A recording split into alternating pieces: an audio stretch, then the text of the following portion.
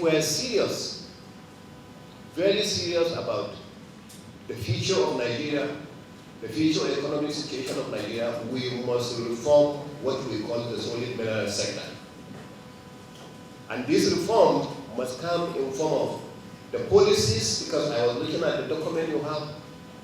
You have so many policies that you are going to look at. So we must look at those policies and reform them where it has to benefit Nigerians.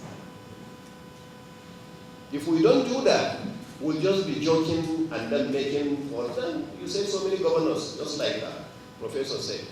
Not just amendments.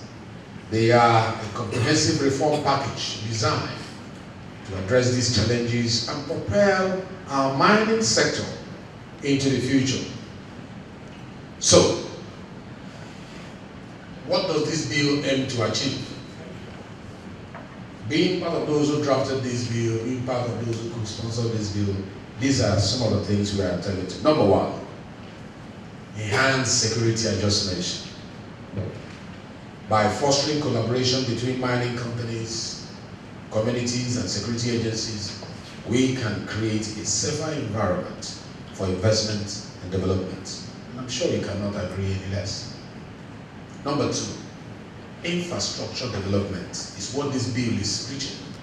We are committed to investing in critical infrastructure like roads, railways, and power, making mine operations more efficient, more cost-effective. Number three, we are advocating for skilled workforce development. We are building partnerships with educational institutions and industry leaders to equip Nigerians with the skills they need to thrive in this sector. Number four, streamline regulation. The new legislation will simplify bureaucratic processes, reduce red tapes, and create a more transparent and predictable regulatory environment. And I'm sure you know what I will do to the mind of investors. It will increase the investors' confidence in the sector. That when legislation is done correctly, it improves the sector, and it goes without saying that it can have detrimental effects if constructed wrongly. To be effective, the committee first consulted with industry experts, regulators, and relevant stakeholders to develop a legislative agenda. This agenda identifies key priority areas that must be addressed to improve the sector. The key priority areas for the committee include governance, economy industrialization, security, geoscientific data standardization, environment, and human capital development.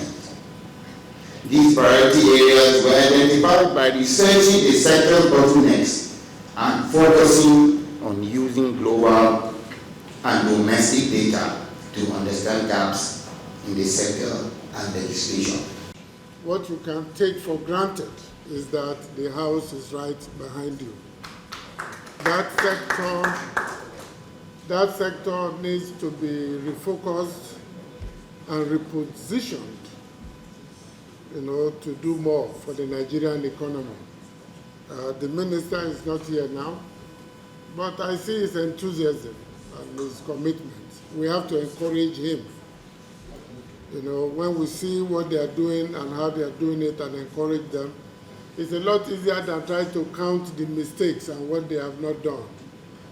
They've just resumed, and with the steps they've taken so far, I can assure you that we are all pleased. We pray for you.